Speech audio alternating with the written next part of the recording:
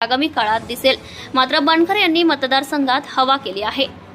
सिल्लोड विधानसभा मतदारसंघातून लढण्यासाठी अनेक भाजपचे भावी आमदार लंगोट बांधून तयार आहेत, परंतु भाजपचे माजी केंद्रीय रेल्वे मंत्री रावसाहेब दानवे यांनी सुरेश बनकर यांना ग्रीन सिग्नल दिल्याची माहिती हाती आली आहे। रावसाहेब दानवे जो उमेदवार निश्चित करतील तो मैदानात उतरेल। दानवे यांनी सुरेश बनकर यांना आशीर्वाद दिल्याचं बोललं जातंय।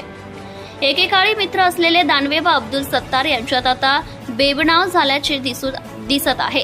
आता खुलेआम दोघात वाकयुद्ध सुरू झालं आहे। याचा फायदा सुरेश बनकर यांना होईल असे चित्र दिसत आहे।